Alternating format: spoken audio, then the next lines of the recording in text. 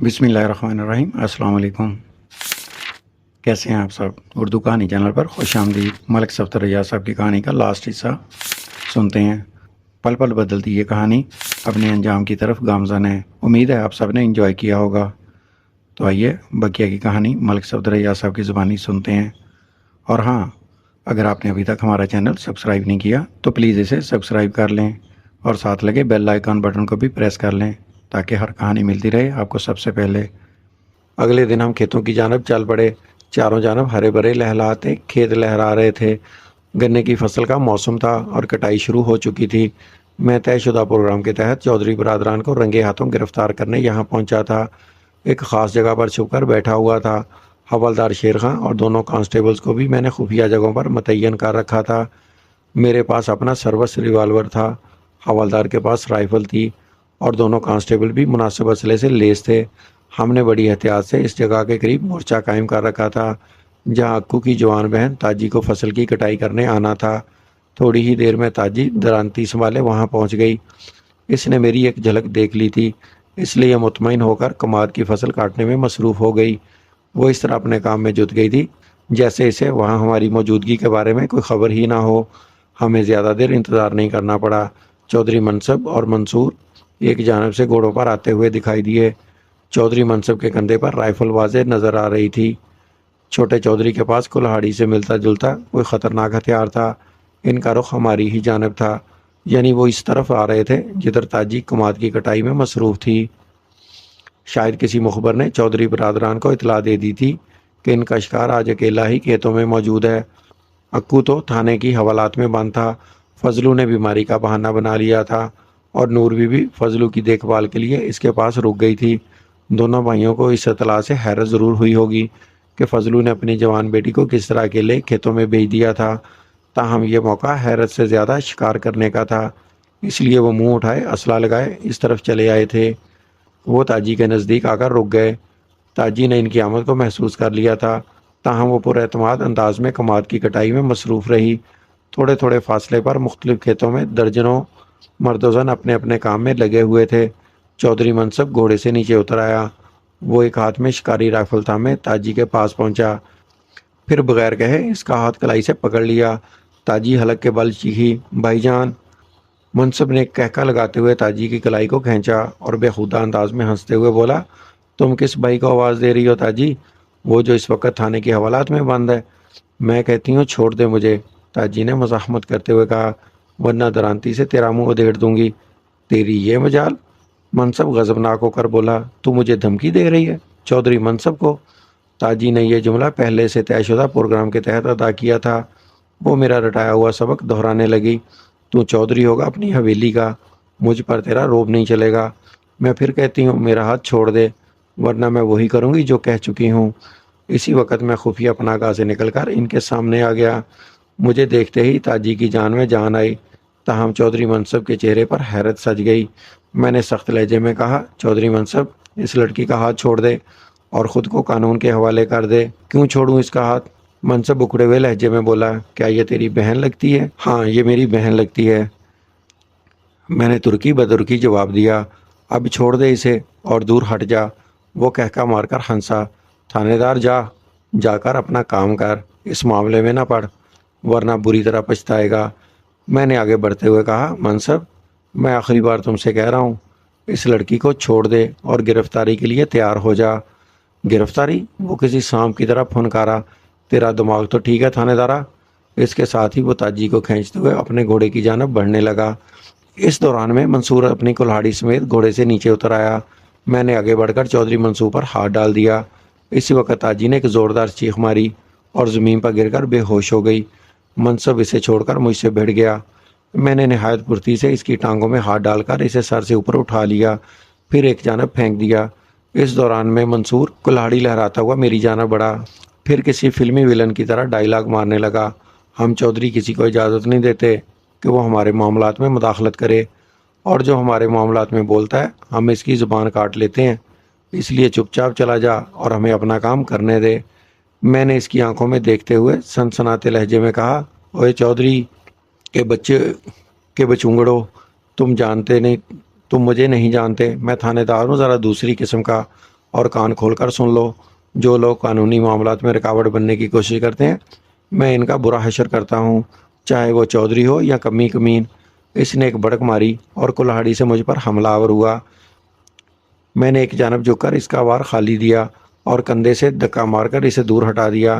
میں بالکل مطمئن تھا اور تھوڑی ہنگامہ آرائی کے بعد انہیں گرفتار کرنا چاہتا تھا تاکہ موقع پر زیادہ سے زیادہ گواہ جمع ہو سکیں۔ ویسے میں نے حوالدار شیر خان کو ساری بات سمجھا دی تھی کہ کسی ہنگامی صورتحال میں وہ فوراً ایکشن میں آ جاتا۔ چودھری منصور میرا دھکا کھانے کے بعد سنبھلا اور گالیاں بکتے ہوئے دوبارہ مجھ پر حملہ آور ہوا۔ میں اس کی طرف پوری طرح متوجہ تھا اور کنکھیوں سے زمین پر گرے ہوئے چودھری منصب کو بھی دیکھ رہا تھا۔ منصور نے اس مرتبہ میرے سر کو نشانہ بنانے کی کوشش کی۔ میں نے بائیں بازو کو سر سے بلند کر کے کلہاڑی کے دستے کو بلاک کیا۔ کلہاڑی کا تیز اور چمکدار پھل میری کھوپڑی سے 6 انچ کے فاصلے پر رک گیا۔ اس لمحے میں نے نہایت پھرتی کا مظاہرہ کرتے ہوئے دائیں ہاتھ سے کلہاڑی کے دستے کے زیریں حصے کو اپنی گرفت میں لے لیا اور منصور کے ہاتھ سے کلہاڑی چھڑانے کی کوشش کرنے لگا۔ منصور کسی سانڈ کی طرح طاقتور تھا، وہ کسی بھی صورت کلہاڑی چھوڑنے کو تیار نہیں تھا۔ نتیجتاً ہمارے درمیان چینہ جپٹی ہونے لگی۔ تھوڑی ہی دیر میں ہم آپس میں گتھم گتھا ہو چکے تھے۔ میں منصور کو اپنے داؤ پر لانے کی ترکیب سوچ ہی رہا تھا کہ میں نے چودھری منصب کو زمین سے اٹھتے اور اپنی شکاری رائفل کو سیدھا کرتے ہوئے دیکھا۔ وہ واضح طور پر مجھ پر نشانہ باندھ رہا تھا۔ اس موقع پر کماد میں چھپا ہوا حوالدار شیر خان کیوں کر خاموش بیٹھ سکتا تھا؟ پھر 2 خوفناک دھماکے ہوئے اور 2 رائفلوں نے شعلے اگلے۔ میں نے آنے واحد میں کمال پھرتی کا مظاہرہ کرتے ہوئے منصور کی آڑ لے کر خود کو بچا لیا۔ منصب کی شکاری رائفل سے نکلنے والی گولی منصور کی پشت میں عین دل کے رخ پر لگی۔ دوسری گولی شیر خان کی رائفل سے نکلی تھی اور رائفل بدست منصب کا سر پاش پاش ہو گیا تھا۔ حوالدار نے منصب کے رائفل والے ہاتھ کو نشانہ بنانے کی کوشش کی تھی، لیکن جلدی میں نشانہ چوک گیا اور موت منصب کا مقدر ٹھہری۔ دوسری جانب منصور اپنے بڑے بھائی کی گولی کھا کر زمین پر گر گیا اور بری طرح تڑپ رہا تھا۔ تھوڑی دیر میں وہ بھی ٹھنڈا ہو گیا۔ دونوں کانسٹیبلز اور حوالدار شیر خان گنے کے کھیت سے باہر نکل آئے۔ ان کے ساتھ ہی وہ مرد و زن کھیت مزدور جو چھپ چھپ کر یہ خونی ڈرامہ دیکھ رہے تھے، وہ بھی سست قدموں کے ساتھ موقع واردات پر جمع ہونے لگے۔ فائرنگ کی آواز سن کر صورتحال جاننے کے لیے گاؤں کی طرف سے بھی کچھ لوگ اسی طرف دوڑے چلے آئے تھے۔ میں جن 2 سورماؤں کو رنگے ہاتھوں گرفتار کرنے آیا تھا وہ اپنے خون سے زمین کو رنگ رہے تھے۔ یہ سب کچھ اچانک اور پلک جھپکتے میں ہو گیا تھا اور میری توقع کے خلاف تھا۔ موقع پر جمع ہونے والے افراد کے چہروں پر خوف اور دہشت کے ملے جلے تاثرات تھے۔ ایک طرف وہ میری طاقت کا مظاہرہ دیکھ رہے تھے اور دوسری جانب چودھری حکمداد کے عتاب کا ڈر ان کے دلوں پر لرزاں تھا، جس کے 2 جوان بیٹے اس گاؤں کی آن و آبرو چودھری حکمداد کی نسل کو آگے چلانے والے کھیتوں کے اندر یوں مرے پڑے تھے جیسے کبھی کسی گاڑی کے نیچے آ جانے والا کتا پڑا ہوا ملتا ہے۔ میں نے حاضرین موقع کو تکتے ہوئے بے آواز بلند کہا، تم سب نے دیکھا چودھری منصب نے مجھ پر گولی چلائی تھی، لیکن منصور نشانہ بن گیا۔ وہ سب گردنیں جھکائے مہر بلب کھڑے تھے۔ تم خاموش کیوں ہو؟ میں نے غصیلے لہجے میں کہا، میری بات کا جواب دو۔ ایک نوجوان مزدور ہمت کر کے آگے بڑھا، میں نے دیکھا تھا جناب، چودھری منصب آپ کو گولی مارنا چاہتا تھا اور میں نے بھی دیکھا تھا۔ دوسرا شخص بولا، چودھری منصب فضلو کی بیٹی تاجی کو زبردستی اپنے ساتھ لے جانے کی کوشش کر رہا تھا اور آپ نے اسے روکا تھا، پھر وہ آپ سے جھگڑا کرنے لگا۔ پھر کیا ہوا تھا؟ میں نے پوچھا۔ وہ بولا، پھر چودھری منصور بھائی کی مدد کرنے کے لیے آگے بڑھا تھا اور اس نے کلہاڑی سے آپ پر حملہ کر دیا تھا۔ ہاں، میں نے اس بات میں سر ہلایا اور میں نے اس سے کلہاڑی چھیننے کی کوشش کی تھی۔ اس پر مشتعل ہو کر چودھری منصب نے اپنی رائفل سے مجھ پر فائر کیا تھا، لیکن منصور سامنے ہونے کی وجہ سے مارا گیا۔ چودھری منصب کو آپ کے حوالدار نے گولی مار دی، ایک شخص نے تبصرہ آمیز لہجے میں کہا۔ میں نے اسے گھورا اور ٹھہرے ہوئے لہجے میں کہا، شیر خان نے مجھے بچانے کے لیے منصب پر گولی چلائی تھی، وہ اس کے رائفل والے ہاتھ کو نشانہ بنانا چاہتا تھا، وہ مجبور ہو گیا تھا۔ اگر شیر خان ایسا نہ کرتا تو میں مارا جاتا۔ وہ تو منصب کا برا وقت آ گیا تھا کہ وہ عین وقت پر جھک گیا اور گولی اس کا بھیجا پھاڑتی ہوئی نکل گئی۔ حوالدار نے کہا، کسی تھانے دار یا سرکاری اہلکار کے کام میں مداخلت کرنا اور اس پر قاتلانہ حملہ کرنا بڑا سخت جرم ہے۔ اگر یہ دونوں زندہ رہتے تب بھی حوالات میں بند ہوتے اور کم از کم 7 سال جیل میں گزارتے۔ سب سے پہلے لب گشائی کرنے والا نوجوان مزدور دوبارہ گویا ہوا، میں نے خود اپنی آنکھوں سے دیکھا تھا، چودھری منصب تاجی کو زبردستی اپنے ساتھ لے جانے کی کوشش کر رہا تھا اور جب آپ نے اسے روکا تو وہ آپ ہی سے بد کلامی کرنے لگا۔ اس نے قانونی معاملات میں کھلم کھلا رکاوٹ ڈالنے کی کوشش کی تھی۔ یہی بات تم اپنے بیان میں بھی کہو گے؟ میں نے کہا۔ ہمارے پاس دونوں چھوٹے چودھریوں کے خلاف فضلو نے رپورٹ درج کروائی تھی۔ ہم قانونی کارروائی کے لیے آئے تھے، لیکن منصب اور منصور نے قانون شکنی کا مظاہرہ کرتے ہوئے حرام موت کو گلے لگایا۔ پھر میں نے وہاں جمع لوگوں پر ایک طائرانہ نگاہ ڈالی اور کہا، تم سب بھی وہی بیان دو گے جو تم نے اپنی آنکھوں سے دیکھا ہے، ایک لفظ کم نہ زیادہ۔ بیان کے ذکر پر ان میں سے اکثر افراد الٹے قدموں پیچھے کھسکنے لگے۔ میں جانتا تھا یہ چودھری حکمرات کی دہشت کا نتیجہ تھا جو نسل در نسل ان کے دلوں پر بیٹھی ہوئی تھی۔ میں نے کرخت لہجے میں کہا، رک جاؤ، اگر تم لوگوں نے حقائق سے پردہ پوشی کی تو میں تم سب کو تھانے میں بند کر دوں گا۔ چودھری حکمرات سے ڈرنے کی ضرورت نہیں ہے، سچ کا ساتھ دو اور اپنی زندگی کو ایک عذاب مسلسل سے چھٹکارا دلا دو۔ وہ تھوڑی دیر پہلے میری طاقت کا مظاہرہ دیکھ چکے تھے، اس لیے ان میں سے اکثر کے قدم رک گئے۔ اسی دوران میں تاجی کو ہوش آ گیا۔ وہ اس وقت حوالدار شیر خان کی تحویل میں تھی۔ اسے یہ سمجھنے میں دیر نہیں لگی کہ تھوڑی دیر پہلے وہاں کون سا کھیل کھیلا گیا تھا۔ میں نے حوالدار شیر خان کو مخاطب کرتے ہوئے کہا، تم دونوں چودھریوں کی لاشوں کو ڈھک دو اور موقع واردات کا نقشہ تیار کرو۔ اس کے بعد میں ضروری کارروائی میں مصروف ہو گیا۔ میرا خیال تھا کہ دو جوان بیٹوں کی لاشوں کو دیکھ کر چودھری حکمرات کو دل کا دورہ پڑ جائے گا یا کم از کم وہ پاگل ضرور ہو جائے گا، لیکن ایسا کچھ نہیں ہوا، بلکہ جوش انتقام نے اسے غضبناک بنا دیا تھا۔ جن لوگوں نے اس کے بیٹوں کے خلاف گواہی دی تھی، ان میں کچھ نے چودھری حکمرات کو جا کر بتا دیا تھا کہ ان سے زبردستی بیان لیا گیا تھا اور وہ اب بھی چودھری کے نمک خوار اور وفادار تھے۔ ان کم ہمت اور بے غیرت افراد نے چودھری کو میرے خلاف بھی بھڑکایا تھا اور وہ میرا جانی دشمن ہو گیا تھا، لیکن مجھے اس کی پرواہ نہیں تھی۔ مجھے صرف تاجی اور اس کے بوڑھے والدین کی پرواہ تھی اور میں نے ان کی حفاظت کا پکا انتظام کر دیا تھا۔ تھانے پہنچتے ہی میں نے اکو کو رہا کر دیا اور اس کے ساتھ ہی 4 سادہ پوش مسلح پولیس اہلکار گاؤں کی طرف روانہ کر دیے تاکہ وہ کسی خطرناک صورتحال میں اکو کے خاندان کو چودھری حکمرات کے غضب سے محفوظ رکھ سکیں۔ اس طرف سے مطمئن ہونے کے بعد میں نے گاؤں اور حویلی کی اندرونی صورتحال سے باخبر رہنے کے لیے 2 ہوشیار قسم کے مخبروں کو بھی ریڈ الرٹ کر دیا تھا، جن کے توسط سے مجھے پل پل کی خبریں مل رہی تھیں۔ چودھری حکمرات کا غصہ 7ویں آسمان کو چھو رہا تھا۔ وہ اپنی ذات میں کسی فرعون سے کم نہیں تھا۔ اس کے بیٹوں نے ایک کم ذات مزدور کی لڑکی سے چھیڑ چھاڑ کی تو انہیں موت کے ہمکنار ہونا پڑا۔ چودھری کے خیال میں ان کی موت کا اصل ذمہ دار میں تھا، لیکن وہ مجھے اپنے انتقام کا نشانہ بنانے سے پہلے فضلو اینڈ کمپنی سے نمٹنا چاہتا تھا، جس کی 2 ٹکے کی چھوکری کے سبب اس کے جوان بیٹے موت کے منہ میں چلے گئے تھے۔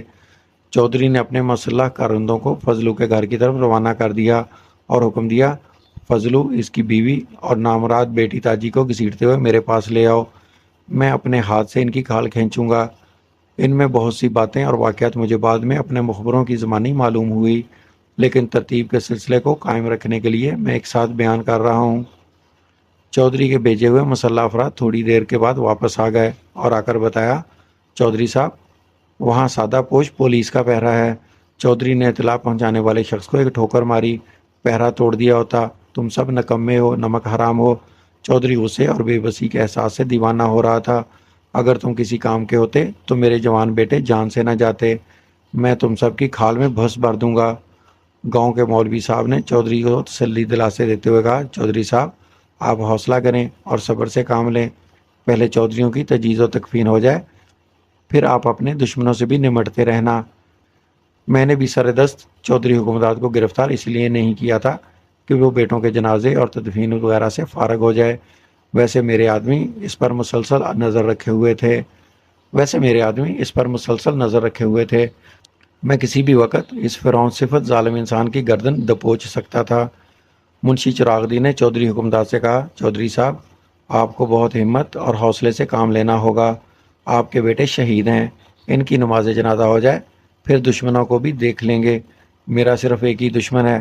چودھری نے غضبناک ہو کر کہا، ملک صفدر حیات، میں اس تھانے دار کی ساری تھانے داری ناک کے راستے سے نکال دوں گا۔ اس نے مجھے دھوکہ دیا۔ اس تھانے میں آنے والے بڑے بڑے تھانے دار میرے تلوے چاڑتے رہے ہیں، میں اس ملک کو بھی اپنے قدموں کی خاک بنا دوں گا۔ انشاءاللہ ایسا ہی ہوگا چودھری صاحب۔ منشی نے اس کی ہاں میں ہاں ملائی۔ چودھری نے کہا، ان تمام افراد کو فوراً میرے سامنے حاضر کرو جو اس وقت موقع پر موجود تھے، اور ان کو بھی جنہوں نے میرے بیٹوں کے خلاف گواہی دی تھی۔ وہ بزدل اور ڈرپوک قسم کے کھیت مزدور پہلے ہی چودھری کو بتا چکے تھے کہ ان سے زبردستی بیان لیا گیا تھا۔ انہوں نے اپنی جان بچانے کے لیے چودھری کے قدموں میں اپنی پیشانیاں رکھ دی تھیں۔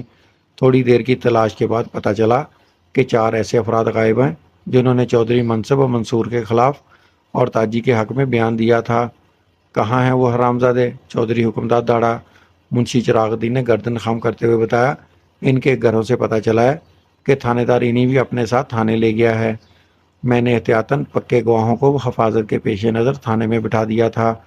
چودھری برادران کے خلاف میں نے بڑا مضبوط کیس بنایا تھا۔ موقع پر تقریباً 1 درجن گواہوں نے بیانات قلم بند کروائے تھے، لیکن مجھے امید تھی کہ ان میں سے بعض گواہ بعد میں اپنے بیان سے منحرف ہو جائیں گے یا انہیں ایسا کرنے پر مجبور کر دیا جائے گا، اور ایسا ہوا بھی تھا۔ لیکن یہ چاروں گواہ اپنے بیان سے پھرنے والے نہیں تھے۔ وہ سب مختلف مواقع پر چودھری کے ظلم و ستم کا شکار ہوئے تھے۔ اپنی سرکشی اور باغیانہ خیالات کے سبب چودھری کی نظر میں وہ ہمیشہ ماتوب ہی ٹھہرے تھے۔ میری تھانے دارانہ کارروائی سے انہیں حوصلہ ملا تھا اور وہ علل اعلان چودھریوں کے خلاف بیان دینے پر تیار ہو گئے تھے، اس لیے مجھے ان کی حفاظت کا زیادہ خیال بھی تھا۔ چودھری حکمداد کے نقطہ نظر سے وہ چاروں گاؤں کے ناپسندیدہ عناصر میں شمار ہوتے تھے۔ اب قدرت نے انہیں چودھری سے انتقام لینے کا ایک موقع فراہم کیا تھا تو وہ بھی شیر ہو گئے تھے۔ دونوں چھوٹے چودھریوں کے مارے جانے کے بعد وہ محسوس کرنے لگے تھے کہ اب ڈرنے کی کوئی بات نہیں رہی تھی۔ وہ میری تھانے داری سے مرعوب بھی ہو چکے تھے۔ منشی چراغ الدین کی رپورٹ کے جواب میں چودھری حکمداد نے کہا، وہ تھانے چلے گئے ہیں تو کیا ہوا؟ وہ جہنم میں بھی چلے جائیں تو میں انہیں بھی وہاں سے کھینچ لاؤں گا۔ تم ان چاروں کے گھر والوں کو کتے بلیوں کی طرح پٹے ڈال کر گھسیٹتے ہوئے میرے پاس لاؤ۔ میں ان کو وہ عبرتناک سزا دوں گا کہ غصے کی شدت کے باعث الفاظ اس کے منہ میں اٹک رہے تھے۔ مولوی صاحب نے چودھری کے کندھے پر ہاتھ رکھتے ہوئے نرم لہجے میں کہا، چودھری صاحب، انتقام بعد میں پورا ہوتا رہے گا، پہلے ذرا ان شہیدوں کو مٹی دے دیں۔ وہاں موجود دوسرے افراد نے بھی چودھری کو سمجھایا تو اس کی سمجھ میں بات آ گئی۔ حویلی کے اندر زنان خانے میں آہ بکا کا سلسلہ جاری تھا۔ دونوں چھوٹے چودھریوں کی بیوائیں سینہ کو بھی کرتے ہوئے مجھے کوس رہی تھیں۔ ان کے خیال میں ان کے شوہروں کا قاتل صرف اور صرف میں ہی تھا۔ میں نے یہ تمام خبریں پوری توجہ سے سنی اور مزید چند پولیس اہلکار اکو کی جانب روانہ کر دیے۔ مجھے سب سے زیادہ فکر تاجی کے حوالے سے تھی، کیونکہ اس کی ذات اس سارے جھگڑے کا سبب بنی تھی۔ جن 4 گواہوں کو تھانے میں بٹھا رکھا تھا، ان کے گھر والوں کے لیے میں فکر مند نہیں تھا، کیونکہ وہ اپنے گھر والوں سے برائے نام ہی تعلق رکھتے تھے۔ ان کا زیادہ تر وقت گھروں سے باہر گزرتا تھا۔ مجھے یقین تھا کہ چودھری حکمداد ان کے گھر والوں پر گرجنے برسنے کے سوا کچھ نہیں کر سکتا تھا۔ وہ جانتا تھا کہ وہ چاروں اپنے بزرگوں کے کہنے میں نہیں تھے۔ میں نے فوری طور پر ASI بہادر علی کو اپنے کمرے میں بلایا اور چودھری حکمداد کی گرفتاری کے لیے لاہ عمل تیار کرنے لگا۔ میں نے اس سے پوچھا، چودھری بیٹوں کے جنازے سے کس وقت فارغ ہو جائے گا؟ تازہ ترین اطلاعات کے مطابق بہادر علی نے بتایا، ملک صاحب، تدفین عصر اور مغرب کے درمیان ہوگی۔ آپ چاہیں تو ہم رات کو چودھری کی حویلی پر ریڈ کر سکتے ہیں۔ میں نے کچھ سوچتے ہوئے کہا، میرا خیال ہے ہم کل صبح وہاں دعویٰ بولیں گے، جیسے آپ مناسب سمجھے جناب، ASI نے کہا۔ اسی وقت حوالدار شیر خان نے آ کر بتایا، ملک صاحب، پٹواری آپ سے ایک ضروری بات کرنا چاہتا ہے۔ میں چونکا، کون سی ضروری بات؟ اس کو یاد آ گئی ہے شیر خان؟ میں نے بہت پوچھا ہے جناب، وہ بولا، لیکن اس کا اصرار ہے وہ آپ ہی سے بات کرے گا۔ میں نے پوچھا، اسے چھوٹے چودھریوں کے انجام کے بارے میں تو نہیں بتایا؟ میں نے تو نہیں بتایا، لیکن اس کی باتوں سے اندازہ ہوتا ہے کہ یہ خبر اس تک پہنچ چکی ہے۔ ٹھیک ہے، تم 15-20 منٹ کے بعد اسے میرے کمرے میں لے آنا۔ حوالدار نے کہا، ملک صاحب، پٹواری خاصا فرما بردار ہو گیا ہے، میں نے اس کا سارا زہر نچوڑ دیا ہے۔ مجھے تم سے یہی امید تھی شیر خان، میں نے معنی خیز انداز میں مسکراتے ہوئے کہا۔ کوئی زیادہ سخت حربہ تو نہیں آزما ڈالا؟ نہیں جی، وہ معصومیت سے بولا، بس میں نے اسے مرغا بنا دیا تھا اور اس کی پیٹھ پر صرف 8 اینٹیں رکھی تھیں۔ 8 اینٹیں اس عمر میں؟ میں نے حیرت سے پلکیں جھپکائیں۔ پٹواری کی عمر 50 سال سے کم نہیں ہوگی، کیا اس نے یہ وزن برداشت کر لیا تھا؟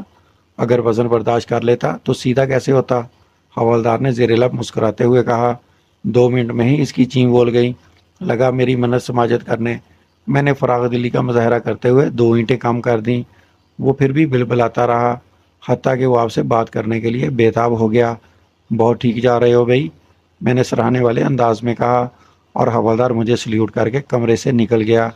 میں نے 15-20 منٹ کی گفتگو کے بعد دوسرے روز اعلیٰ صبح چودھری حکمداد کی گرفتاری کا پروگرام فائنل کر لیا اور ASI بہادر علی کو ضروری تیاری کے لیے ہدایات دے دیں۔ اس کے بعد میں نے ایک کانسٹیبل کو بھیج کر پٹواری کو اپنے کمرے میں بلا لیا۔ پٹواری کی ساری اکڑفوں غائب ہو چکی تھی اور وہ چوسے ہوئے آم کی طرح پسماردہ نظر آتا تھا۔ حوالدار نے اسے میرے سامنے لا کر کھڑا کیا تو وہ اپنے قدموں پر جھولنے لگا۔ نکاہت اور بے بسی کے احساس نے اسے کیچوے سے زیادہ حقیر بنا دیا تھا۔ میں نے خونخوار نظروں سے اسے گھورا اور چپتے ہوئے لہجے میں پوچھا، کیا ضروری بات کرنا چاہتے ہو مجھ سے؟ وہ بولا تو اس کی آواز کپ کپ آ رہی تھی، جناب حوالدار نے مجھ پر بہت ظلم کیا ہے۔ اور تم نے زندگی بھر جو ظلم کیے ہیں ان کو بھول گئے ہو؟ میں نے کڑکدار آواز میں پوچھا۔ اس کی ٹانگیں کپ کپانے لگیں۔ لرزیدہ لہجے میں بولا، جناب میں کھڑا نہیں ہو سکتا، اگر آپ نے مجھے بیٹھنے کی اجازت نہ دی تو میں زمین بوس ہو جاؤں گا۔ میں نے حوالدار کو اشارہ کیا۔ اس نے لکڑی کی ایک بینچ لا کر پٹواری کے نزدیک رکھ دی۔ وہ اس پر بیٹھ گیا اور ہانپنے لگا۔ جب اس کی سانسیں ذرا ہموار ہوئیں تو میں نے اپنا سوال دہرایا، پٹواری تم مجھ سے کوئی ضروری بات کرنے والے تھے؟ اس نے زبان کھولنے سے پہلے درزیدہ نظر سے حوالدار کو دیکھا، پھر کہا، میں وہ سب کچھ تنہائی میں کہنا چاہتا ہوں۔ میں نے مثلاً حوالدار کو باہر جانے کا اشارہ کر دیا۔ حوالدار کے جانے کے بعد پٹواری خاصا مطمئن نظر آنے لگا۔ میں نے کہا، شروع ہو جاؤ، میرے پاس وقت بہت کم ہے۔ اور وہ شروع ہو گیا۔ آدھے گھنٹے میں اس نے اپنے ہر کرتوت کا اقرار کر لیا۔ میں نے توجہ سے اس کا بیان سنا۔ اس کی زبان کھلوانے میں شیر خان کی کارروائی سے زیادہ چھوٹے چودھریوں کے ساتھ پیش آنے والے واقعے کا ہاتھ تھا۔ پٹواری کو احساس ہو گیا تھا کہ جب میں اتنے طاقتور لوگوں پر بے دھڑک ہاتھ ڈال سکتا ہوں تو اس کو کیوں بخش دوں گا؟ پھر اس عمر میں اس کے اعصاب بھی کمزور ہو چکے تھے۔ اس نے شروع میں مجھے اپنے تعلقات کے ڈراوے تو بہت دیے، لیکن میرے اسٹائل اور چھوٹے چودھریوں کے انجام نے اسے میرے بارے میں بہت کچھ سوچنے پر مجبور کر دیا تھا۔ اس کا اقراری بیان ختم ہوا تو میں نے کہا، ابھی میں تمہارا پکا بیان لکھوا کر تم سے دستخط کرواتا ہوں۔ تم ہمارے لیے ایک اہم گواہ ثابت ہوگے۔ میں آپ کی بات پر عمل کروں گا جناب، وہ دھیمے لہجے میں بولا۔ میں نے کہا، پٹواری تم نے از خود حقائق کا اعتراف کر کے اپنے حق میں بہت اچھا کیا ہے، ورنہ یہ ساری باتیں ہم اپنی تفتیش کے دوران میں بھی تم سے گلوا لیتے، لیکن اس صورت میں تمہاری پوزیشن زیادہ خراب ہو جاتی۔ تم نے جس عقل مندی کا مظاہرہ کیا ہے وہ تمہارے لیے خاصا مفید ثابت ہوگا۔ وہ التجا آمیز لہجے میں بولا، آپ مجھے سلطانی گواہ بنا لیں ملک صاحب۔ اوئے نالائق انسان، میں نے اسے ایک دبکا مارا۔ سلطانی گواہ سلطانوں کے زمانے میں ہوتے تھے، سلطانوں کے ساتھ ان کے سلطانی گواہوں کا دور بھی ختم ہو گیا۔ ایک لمحے کے توقف سے میں نے اضافہ کیا، ہاں البتہ میں تمہیں وعدہ معاف گواہ ضرور بناؤں گا۔ وہ خوش ہو گیا، بہت بہت مہربانی جناب۔ میں نے کہا، اگر تم سچ کا ساتھ دیتے ہوئے قانون سے تعاون کرتے رہو گے تو میں تمہیں بچانے کی پوری کوشش کروں گا، ورنہ… وہ کانوں کو ہاتھ لگاتے ہوئے بولا، ورنہ کچھ نہیں جناب، مجھے آپ کی طاقت کا اندازہ ہو گیا ہے سرکار، یہ میری نہیں قانون کی طاقت ہے پٹواری۔ میں نے اس کی آنکھوں میں جھانکتے ہوئے کہا، اور یہ طاقت اس تھانے کے ہر تھانے دار کو ماضی میں بھی حاصل رہی تھی، لیکن انہوں نے اس طاقت کا ناجائز استعمال کیا۔ مظلوموں اور بے گناہوں کا ساتھ دینے کی بجائے انہوں نے ظالم اور سفاک چودھریوں کے ہاتھ مضبوط کیے، ایسے طاقتور اور اختیار والے چودھری جنہیں تم جیسے دو پیچ کے ماہر افراد کا تعاون بھی حاصل تھا۔ اس نے ندامت سے گردن جھکا لی۔ ہم چودھری حکمداد کی حویلی پہنچے تو سورج طلوع ہو چکا تھا۔ میرے اور ASI بہادر علی کے علاوہ نصف درجن کانسٹیبل ہمارے ساتھ تھے۔ میں نے مسلح کانسٹیبل کو حویلی کے چاروں جانب پھیلا دیا اور ضروری ہدایات کے بعد ASI کے ہمراہ حویلی میں داخل ہو گیا۔ حویلی میں داخل ہوتے ہی مجھے اندازہ ہو گیا کہ چودھری حکمداد کو ہماری آمد کی اطلاع مل چکی تھی۔ وہ رائفل تھامے غصے میں دندناتا ہوا حویلی کے اندرونی حصے میں برآمد ہوا اور مجھے مخاطب کرتے ہوئے دوڑا، اب کیا یہاں لینے آئے ہو؟ میں نے کہا، رائفل پھینک دو چودھری۔ میں نے اپنا سروس ریوالور ہولسٹر میں سے نکال کر اس پر تان لیا۔ ASI کا رائفل کا رخ بھی چودھری کی جانب ہی تھا۔ میں نے کہا، تمہارے سوال کا جواب یہ ہے کہ میں یہاں تمہیں لینے آیا ہوں، تمہارے لیے یہی بہتر ہے کہ رائفل پھینک کر گرفتاری دے دو۔ وہ پھنکارا، اچھا ہوا تم خود اپنے قدموں سے چل کر میرے پاس آ گئے ہو، ورنہ میں تو آج تمہیں دفن کرنے تھانے آنے ہی والا تھا۔ اب یہ حویلی ہی تمہاری قبر بنے گی۔ زندگی لینے اور دینے کا اختیار صرف اس ذات کو ہے۔ میں نے آسمان کی طرف اشارہ کیا اور اس کے ساتھ ہی میں نے مخصوص انداز میں سیٹی بجائی۔ یہ اشارہ تھا ان سپاہیوں کے لیے جو حویلی کے باہر موجود تھے۔ سیٹی کی آواز سن کر وہ مستعد ہو جاتے۔ میں نے چودھری کو مخاطب کرتے ہوئے کہا، میں آخری بار تمہیں وارننگ دیتا ہوں کہ ہتھیار پھینک دو، ورنہ تم کیا کر لو گے؟ وہ میری بات ختم ہونے سے پہلے ہی مجھ پر جھپٹ پڑا۔ غصے میں اس نے نادانی کا ثبوت دیا تھا۔ میں نے جھکائی دی اور اس کے رائفل والے ہاتھ پر ریوالور کا بھرپور وار کیا۔ رائفل اس کے ہاتھ سے چھوٹ کر دور جا گری۔ یہ ایس آئی نے فوراً وہ رائفل اٹھا لی۔ میں نے ایس آئی سے کہا، باہر موجود اہلکاروں کو اندر بلا لو۔ بہادر علی نے ایک دوسرے انداز کی مخصوص سیٹی بجائی۔ اس دوران میں حویلی کے مکین بھی حویلی کے صحن میں نکل آئے تھے، لیکن اے ایس آئی نے رائفل دکھا کر انہیں آگے آنے سے روک رکھا تھا۔ چودھری نہتا ہونے کے بعد بالکل پاگل ہو گیا اور وہ کسی جنگلی ریچھ کی طرح مجھ سے لپٹ گیا۔ اس کی جسمانی طاقت اس عمر میں بھی اچھی خاصی تھی اور دیوانگی کے عالم میں اس کی قوت کئی گنا بڑھ گئی تھی۔ میں نے اس کی تمام تر قوت کی ایسی تیسی کر دی اور دھوبی پاٹ مار کر اسے زمین چاٹنے پر مجبور کر دیا۔ وہ بجلی کی اسی صورت سے تڑپ کر اٹھ کر کھڑا ہو گیا۔ میں چاہتا تو ریوالور کے زور پر فوراً سے ہتھ کڑی پہنا دیتا، لیکن چودھری کی جارحیت کو دیکھتے ہوئے مجھے بھی اپنے ہاتھ پاؤں میں سنسنی سی دوڑتی محسوس ہوئی اور میں نے سوچا چودھری سے تھوڑی کشتی ضرور ہونی چاہیے۔ وہ زمین سے اٹھا تو فرتے غضب سے اس کے ہونٹوں سے جھاگ نکل رہا تھا اور آنکھیں خون برسا رہی تھیں۔